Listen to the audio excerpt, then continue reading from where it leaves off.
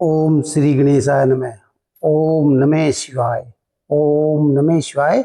ओम नमः शिवाय। आज हम आपको पार्थिव शिवलिंग की पूजा विधि गठन से लेके विसर्जन तक बताएंगे और संक्षेप में बताएंगे, ज़्यादा नहीं, लंबा चौड़ा हिसाब रखेंगे। ये जल है और जल के साथ हमने ये रखी है, इसमें दो आचमनियाँ, एक पित्तल की एक तांबे की, और ये गंगा जल है और ये धूप है। और इसके साथ ही हमने गोरा माता को रखा है, इनकी प्रतिमा बनाई हुई है। और साथ में ये पात्र है जिसमें हमने पार्थिव शिवलिंग बनाना है। ये गारा है जो हम 2-3 दिन पहले कल बना लिया था। आज हम इसका गठन करेंगे, शिवलिंग का गठन करेंगे। आज हम शिवलिंग के गठन के बारे में आपको विस्तार पूर्वक से बताएंगे।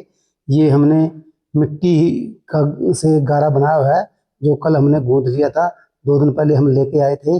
और लाने की विधि यही है कि आप जब किसी पवित्र सरोवर से लाओ या आप किसी बेलपत्र के वृक्ष से या पेड़ के वृक्ष से लाए, 4 उंगल ऊपर से उठा लें और फिर लाए ओम हरे नमः बोल के ले आएँ और घर पे लाएं, तो उसमें गंगा जल डाल से शुद्धिकरण कर लें। ये पानी है, जल हमने, ये पात्र है और ये धूप है। और इसके बगल में हमने गौरा जी को विराजमान किया हुआ है और इधर गणेश जी विराजमान है और एक दीपक है, एक ही एक्स्ट्रा दीपक है जो हम दिखाने के लिए चाहिए।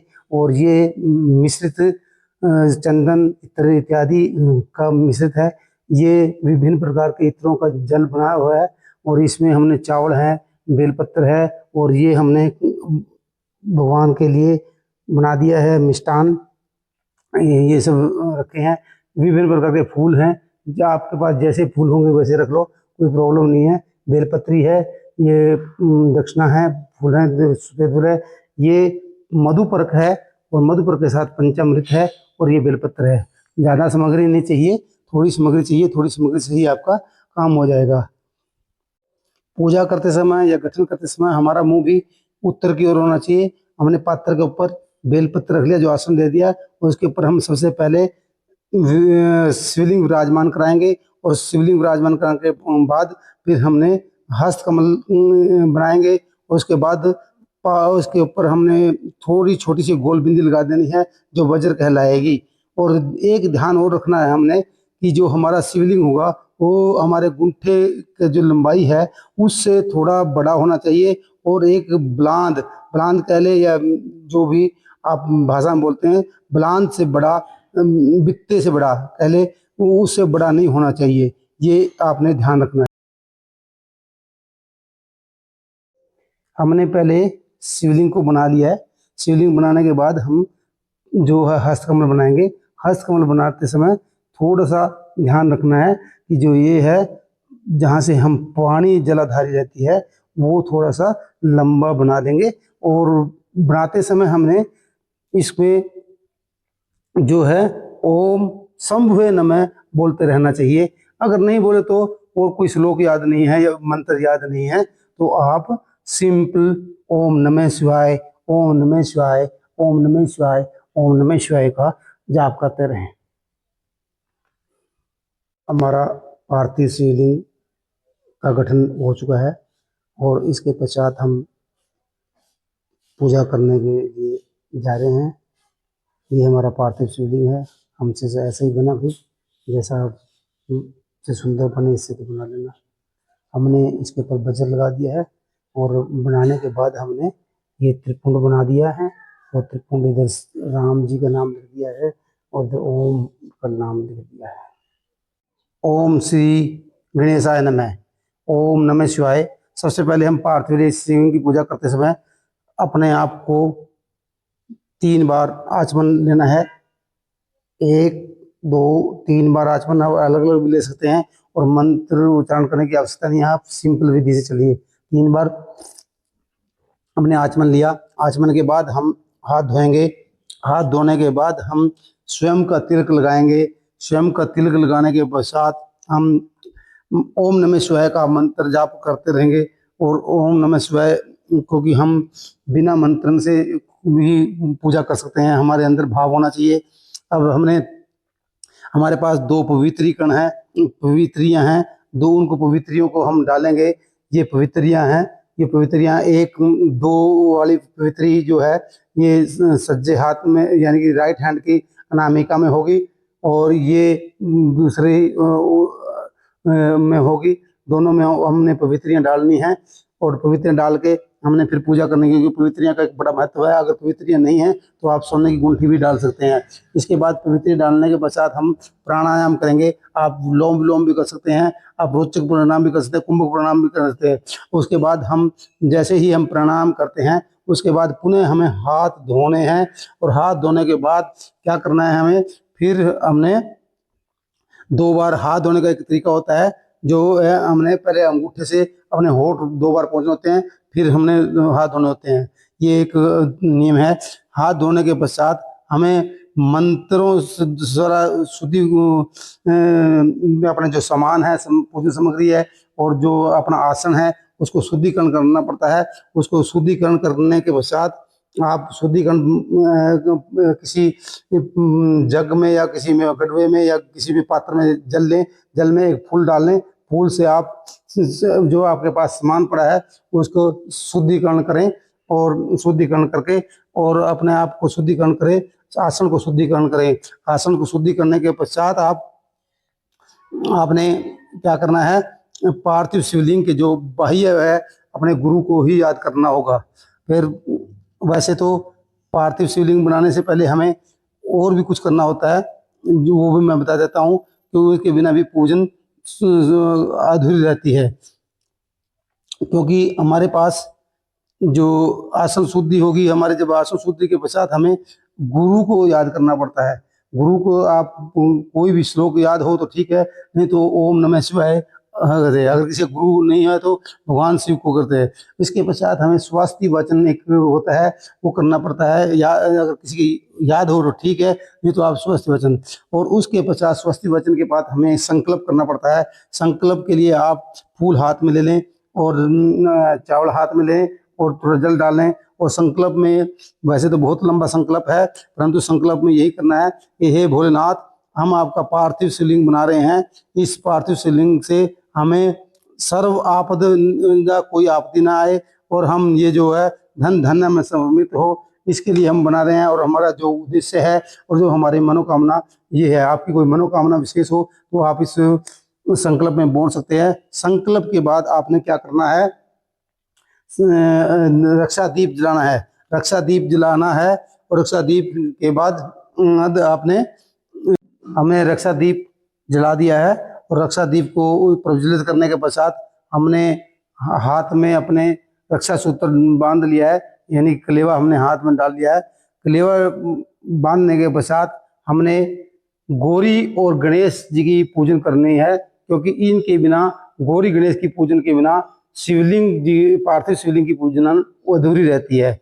उसके लिए हमें क्या करना है, हमें गौरी और गणेश जी को दोनों को आह्वान करना है। आप सिंपल सा चावल हाथ में लेंगे और फूल हाथ में लेंगे, और भगवान गणेश जी को आह्वान करेंगे कि हे भगवान गणेश जी, आज का जो हम सत्कर्म कर रहे हैं, पार्थिव शिवलिंग का जो पूजन कर रहे हैं, आप यहाँ पर विराजमान हुए और उपस्थित हुए। इसी प्रकार माता गौरा को करेंगे। आप माता गौरा को भी ये कहेंगे, हे माता गौरा, हे माता पार्वती, हम पार्थिव शिवलिंग का जो पूजन कर रहे हैं, ये कर्म कर रहे हैं, आप यहाँ पर विराजमान होइए। और उसके पश्चात हमें गौरी गणेश जी का जब आह्वान हो जाता है तो हम प्रधान देवता के पास पहुँच जाते हैं, और प्रधान देवता के पश्चात हम अपना पूरा इनका करते हैं। प्रधान देवता से पहले अगर आपके पास समय है तो पंचदेव का भी पूजन कर सकते हैं, लेकिन हमने कोई ज़्यादा विशेष विधि नहीं अपनाई है, सिंपल विधि अपनाई है। इसलिए हम पंच प्रधान देवता भगवान भोलेनाथ को याद करते हैं। आप हाथ में फूल लें, फूल लेकर और उनकी प्राण प्रतिष्ठा करें। और आपको पास अगर कोई मंत्र नहीं याद है तो ओम नमः शिवाय बोलते हुए भगवान भोलेनाथ की प्राण प्रतिष्ठा करें। ये आप शूलपाणे नमः, ओम शूलपाणे नमः कहकर भी आप भगवान भोलेनाथ को प्राण प्रतिष्ठा कर सकते हैं। अगर वो दूसरा मंत्र यही है कि आप मंत्र नहीं आ सकता तो आप शूलपाणे नमः या ओम पिनाक धृष्य नमः, शाम सदाशिवाय पार्थिव ईश्वराय ईयागाचिया प्रतिष्ठ ये स्नितो भव, ये भी मंत्र कह सकते हैं। नहीं तो आप सिंपल ओम नमः शिवाय, ओम नमः शिवाय कहकर आप भगवान भोलेनाथ की यही कहेंगे, हे भोलेनाथ आप यहाँ पर विराजमान हुए, हे समस्त जगत के स्वामी भगवान शिव, जब तक यह पूजा समाप्त ना हो तब तक आप प्रसन्नता पूर्वक इस शिवलिंग में उपस्थित बनाए रखना, अपनी उपस्थिति इस शिवलिंग में बनाए रखना। आप यहीं पर बैठिए, हम आपका पूजन कर रहे हैं और कुछ मंत्र की आवश्यकता नहीं है, आप भाव से ही भगवान भोलेनाथ को याद करेंगे। और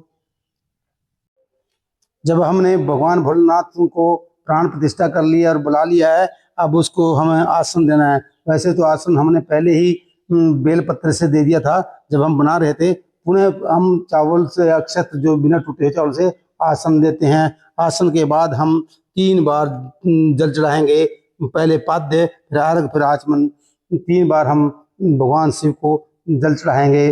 और उसके बाद हम मधु पर्क यानी कि पहले दूध से स्नान कराएंगे और फिर हम अपना दही से स्नान कराएंगे, फिर घृत स्नान कराएंगे और घृत स्नान करने के बाद मधु स्नान करें, शर्करा स्नान के प्रत्येक जो पूजन का ये पंच मधुपर्क है, हर मधुपर्क के में जो सामग्री है उसके बाद हम जब आचमन कराएंगे।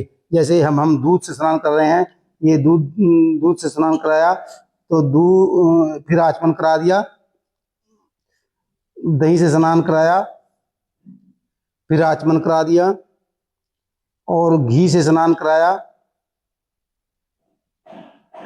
फिर आचमन करा दिया और उसके बाद मधु से स्नान कराया, ये मधु है इसे स्नान कराया और फिर आचमन करा दिया। शर्करा स्नान कराओ, ये शर्करा स्नान करा दिया और फिर आचमन कराया। उसके बाद हमने पंचामृत से स्नान कराना है। पंचामृत से स्नान कराने के पश्चात ये हमारा पंचामृत है, तो अब हम पंचामृत से स्नान कराएंगे। ये पंचामृत से स्नान करते हैं। पंचामृतम समर्पयामि, कुछ भी आप अगर कोई भी आपके पास श्लोक मंत्र ना है, ओम नमः शिवाय बोलते रहें और अपने मन में अपना भाव बनाए रखें ओम नमः शिवाय का। और पंचामृत के बाद फिर हमने पुनः आचमन कराना है, ये हमें पुनः आचमन कराना है। अब पंचामृत स्नान करने के पश्चात हमें महाअभिषेक कराना है। महाअभिषेक करने से पहले हमें क्या करना है, हमने महाअभिषेक करना है। महाअभिषेक करने के लिए हमने अपने जो पार्थिव शिवलिंग बनाया था उसको आच्छादित या ढक दिया है फूलों से और बेलपत्रों से, ताकि शिवलिंग की जो बॉडी है उस पर किसी प्रकार की घात ना हो जाए।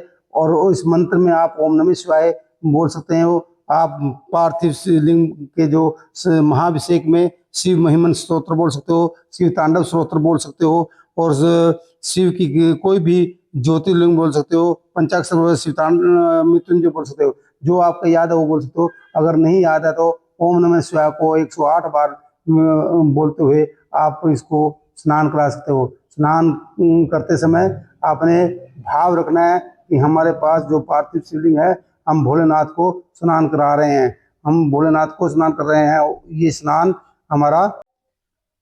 हमारा संपन्न हुआ और महाअभिषेक करने के पश्चात गंधक उदक स्नान कराते हैं, जिसमें हमने सब प्रकार के कपूर इत्र सब चंदन मिलाए हुए हैं, ये हमने गंधक स्नान करा दिया। और इसके पश्चात हमने शुद्ध स्नान कराना है। शुद्ध स्नान करने के पश्चात हमें भगवान शिव को वस्त्र पहनाने हैं। अगर आपके पास वस्त्र हैं तो ठीक है, नहीं तो आप कलेवा के भी वस्त्र बना सकते हैं। अब हमने भगवान शिव को वस्त्र पहना दिए, वस्त्रों के बाद फिर पुनः आचमन कराना है। उसके पश्चात हमने भगवान शिव को जनेऊ पहनाना है, यानी कि यज्ञोपवीत पहनाना है, यज्ञोपवीत धारण कराना है। यज्ञोपवीत धारण करने के पश्चात पुनः आचमन कराना है। पुनः आचमन कराने के पश्चात फिर हमने उपवस्त्र पहनाने हैं। उपवस्त्र के लिए फिर हमने मोली या कलेवा का ही प्रयोग कर रहे हैं। हमने ऊपर स्तर पर इसके बाद फिर पुनः हमने आचमन कराना है। आचमन कराने के पश्चात हमें चंदन चढ़ाना है। चंदन के पश्चात हमें भस्म है। अगर आपके पास भस्म नहीं है तो आप मन से ही ये सोच लें कि मैंने भोलेनाथ को भस्म चढ़ा दिया है, और उसकी जगह, भस्म की जगह आप एक फूल भी समर्पित कर सकते हैं। और भस्म के पश्चात हमें अक्षत चढ़ाने हैं। अक्षत के बाद आपके पास जितने भी विभिन्न प्रकार के फूल हैं वो आप चढ़ा देते हैं।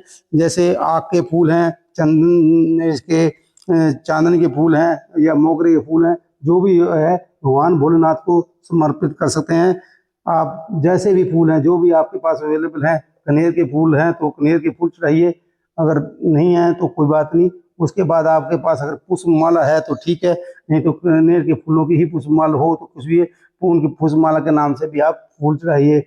गुड़हल के फूल हैं वो सब कुछ चढ़ा दें आप।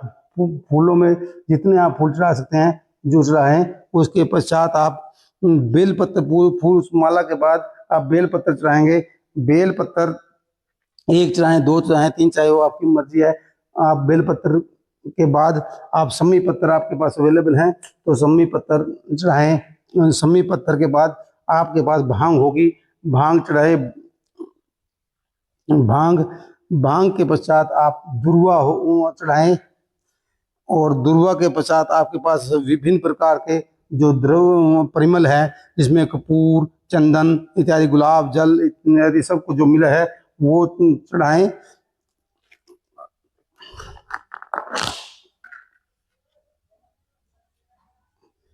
आपके पास 7 प्रकार के अनाज हैं, ठीक है। नहीं 7 प्रकार के अनाज नहीं है तो आप खाली तिल भी चढ़ा सकते हैं, काले तिल चढ़ाएं। और उसके पश्चात आप भगवान को धूप दिखाएं। और यहाँ पर धूप दिखाते समय आप मंत्र बोल सकते हैं। और हमारे पास एक और अतिरिक्त जो दीपक था वो भगवान को हमने दिखा दिया है। और क्योंकि एक अतिरिक्त दीपक इसलिए रखना पड़ता है तो दूसरे उस दीपक जो अखंड दीपक चल रहा है उसको हम छेड़ नहीं सकते, वो वहीं पर रहेगा। इसके पश्चात हमने भगवान को नैवेद्य लगाना है। जो खीर बनी हुई है उसको सबसे पहले गंगा जल से हम क्या करेंगे, उसको पवित्र करेंगे। और पवित्र करेंगे गंगा जल से, देखिए पहले यहाँ पर गंगा जल से पवित्र कर लेंगे। उसके पश्चात हम इसको चतुष्कोण कराएंगे। ये हमने 3 बार घेरे में डाल दिया है। उसके बाद भगवान को दिखाएंगे और खीर अर्पण कर देंगे। खीर आपकी ढकी होनी चाहिए, जो भी आपका नैवेद्य है वो ढका होना चाहिए, वो भगवान को नैवेद्य अर्पित कर देंगे। नैवेद्य अर्पित करने के पश्चात भगवान में, जैसे आप पानी पीते हैं वैसे खाना खाने के बाद या खाना खाने के मध्य में पानी पिलाएंगे। भगवान जी को 2 बार आचमन कराएंगे। इसके पश्चात आप जो आपके पास कोई ऋतु फल है तो ऋतु फल चढ़ाएं। और ऋतु फल कोई भी आपके पास ऋतु फल है, जैसे मेरे पास केला एक अमरूद है तो हमने केला एक अमरूद को ऋतु फल में लिया है, ऋतु फल चढ़ाएंगे। इसके पश्चात भगवान को धतूरा चढ़ाएंगे। धतूरा जो आपके पास है धतूरा चढ़ाएंगे। इसके बाद धतूरे के बाद आपके पास तांबुल होगा, पान, जिसके अंदर इलायची और लौंग और सुपारी होती है, वो चढ़ाएंगे। तांबुल ये हमने पहले से तैयार कर रखा है, तांबुल चढ़ाएंगे। ये आपकी यहाँ पर पूजा तकरीबन संपन्न हो रही है।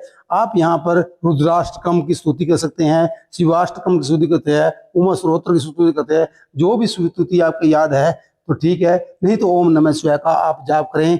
और हे भोलेनाथ से यही बोलें, हे भोलेनाथ हम आपका जो पार्थिव शिवलिंग है इसके बारे में कुछ नहीं, जैसे हैं आप जैसे रूप में हैं विराजमान हैं और अब आप फूल हाथ में लीजिए। फूल हाथ में लेने के बाद और चावल हाथ में लें। चावल हाथ में लेके थोड़ा पानी डालें और पानी डाल के और साथ में दक्षिणा ले लें। दक्षिणा लेके भगवान को समर्पित करें, ये हमारे पास यही दक्षिणा है। और भोलेनाथ आप दक्षिणा को स्वीकार करें। और उसके पश्चात हमें आरती करनी है। आरती आपके पास आरती जो भी आरती आती है वो कर लो। तो ओम नमः शिवाय बोल के कर लो या ओम जय स्वीकार कर ले, जो भी आपके पास आरती कर रहे हैं, आरती करने के पश्चात आपने जल जो है पृथ्वी पर छोड़ना है, ताकि आपकी पूजा कोई और ना ले जाए, इंद्र भगवान वगैरह बोलते हैं, इंद्र भगवान ले जाए। उसके पश्चात आपने दोनों हाथों में फूल लेने हैं और फूल लेके भगवान को पुष्पांजलि करनी है। हे भोलेनाथ, ओम नमः शिवाय बोल के दोनों हाथों में फूल लेने हैं और भगवान शिव को फूल अर्पित कर देने हैं। और इसके पश्चात आपने अष्टमूर्तियों की पूजा करते समय सबसे पहले हम पूर्व दिशा में जाएंगे, जहाँ पर पृथ्वी होती है। ये पूर्व दिशा है भगवान शिव की जो पार्थिव शिवलिंग है, यहाँ पर हमने पूर्व दिशा में चढ़ाई है जो पृथ्वी का है। और उसके बाद ईशान कोण में जाएंगे, जहाँ पर जल के लिए होती है, ये ईशान कोण है, यहाँ पर ईशान कोण में जाएंगे। इसके पश्चात हम उत्तर दिशा में जाएंगे, जो भगवान के हम सामने बैठे हैं सम्मुख, ये उत्तर दिशा है जहाँ पर ये। इसके बाद हम जाएंगे वायु कोण में, जो उत्तर दिशा और पश्चिम दिशा का कोण है, ये है, यहाँ पर वायु के लिए होगा। जो पश्चिम दिशा इस साइड में हम जाएंगे, ये हमारा आकाश के लिए होगा। और नेत्र कोण में, जो इन दोनों के बीच का कोण है, यहाँ पर नेत्र कोण यजमान के लिए है। और जिधर हम भी बैठे हैं, ये दक्षिण कोण है, ये है चंद्रमा के लिए। और ये अग्नि कोण जो है, इन दोनों के बीच में, यानी कि साउथ को दिशा और पूर्व दिशा का जो कोण है, उसके बीच में जो है अग्नि कोण है। इस प्रकार हमारी जो अष्ट मूर्तियों की पूजा भी संपन्न हुई। और इसके पश्चात हमने ओम नमः शिवाय का कम से कम 11 बार जाप करें। ओम नमः शिवाय, ओम नमः शिवाय, ओम नमः शिवाय, ओम नमः शिवाय, ओम नमः शिवाय, ओम नमः शिवाय, ओम नमः शिवाय, ओम नमः शिवाय। और उसके पश्चात हम प्रदक्षिणा करनी होती है। प्रदक्षिणा, हमारे पास सामान ज़्यादा है इसलिए हम प्रदक्षिणा नहीं कर सकते। और भगवान शिव की आधी ही परिक्रमा होती है, बाकी सभी देवताओं की किसी की एक, किसी की दो, जैसा भी कोई देवता या देवी है उसकी वजह से होती है। इसलिए हम हाथ जोड़ेंगे और हाथ से ही परिक्रमा कर लेंगे। और इसके पश्चात हम भगवान शिव से क्षमा मांगेंगे। हे भोलेनाथ, हम आपका ना कोई मंत्र जानते हैं, ना कोई आह्वान करना जानते हैं, ना पूजा करना जानते हैं। बस हम तो आपका जैसा भी है पूजा करते हैं। हम आपके चरणों में नमस्कार करते हैं। भोलेनाथ, हमने बहुत पाप किए हैं, त्राहिमाम पार्वतीनाथ, सब हमारे सब पाप हरो। और जैसे भी हो, आप माँ हो, हमारे बाप हो, हमारे बंधु हो, सखा हो, आप ही विद्या हो, आप ही द्रविण हो, सब कुछ आप ही हो। हम आपके कुछ नहीं कर सकते। हे भोलेनाथ, इतना कहकर आप क्षमा मांगे। और ये जो आपने पूजन किया है, आप इसको हिला दें। और ये हमारा पूजन संपन्न हुआ, सारा कुछ हिला दें यहाँ पर। और उसके पश्चात आप विसर्जन करेंगे। विसर्जन करते समय आपने क्या कहना है कि ओम विष्णु नमः, ओम विष्णु नमः कहकर विसर्जन करेंगे। और आपकी पार्थिव शिवलिंग की जो पूरी हो गई है, ओम पार्थिपते नमः, हर हर महादेव, हर हर महादेव, हर हर। हम पार्थिव शिवलिंग विसर्जन करने जा रहे हैं। ये हमारे पास एक प्रजात का पौधा है और गमले में लगा है, गमले में ही विसर्जन करेंगे। आपकी जो भी मनोकामना है वो करेंगे। और भगवान भोलेनाथ से कहेंगे, हे पार्थिव शिवलिंग, आप जहाँ से आए थे, जिस मिट्टी से आए थे, वहाँ पर आप चले जाइए। जब भी हम पुनः आपको बुलाएंगे दोबारा आ जाना। और पार्थिव शिवलिंग का विसर्जन करते समय ये ध्यान रखना है, जो हमारा जलाधारी है उसका मुख आपको अपनी ओर करना है, ये विशेष ध्यान रखना है। और ओम नमः शिवाय, ओम नमः शिवाय, ओम शंभुवे नमः, ओम विष्णु नमः, ये कहकर आप पार्थिव शिवलिंग को विसर्जन कर सकते हैं। यहाँ पर आप पार्थिव शिवलिंग को विसर्जन करिए। ये हमारा जो पार्थिव शिवलिंग है विसर्जन कर किया जा रहा है।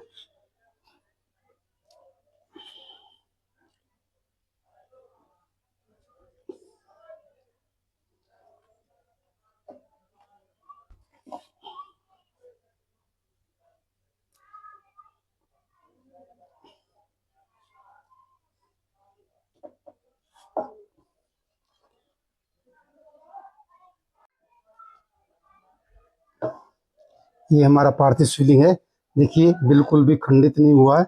और हमने जो है अभी ये जो हमने एक खड्डा बनाया है, यहाँ पर हम रख देंगे। और इसको ओम नमः शिवाय कह के, ओम नमः शिवाय कह के इस पर पूर्ण तरह ढक देंगे। और बाद में हम इसको पानी से भी रख देंगे। पानी 1-2 बाल्टी हम डाल देंगे। ये हमारा पार्थिव शिवलिंग का यहीं पर हमने विसर्जन कर दिया। धन्यवाद। ओम नमः शिवाय, ओम नमः शिवाय। भक्तों, ये हमने पार्थिव शिवलिंग का विसर्जन कर दिया है। आपको हमारी आज की पूजन की जो विधि थी कैसे लगी, कृपया कमेंट में करके बताएंगे, और हर हर महादेव जरूर लिखना। साथ में हमारी जो चैनल को सब्सक्राइब जरूर करें और लाइक के बटन को अवश्य दबाएं, ताकि हमें पता चल जाए कि हमारी क्या कमी रही है। ये पार्थिव शिवलिंग का जो पूर्ण भाग था हमने आपको आज दिखाया है। कोशिश करेंगे अगली बार कोई गलती रही उसको सुधार करेंगे। ओम नमः शिवाय, ओम नमः शिवाय, ओम नमः शिवाय, ओम नमः शिवाय।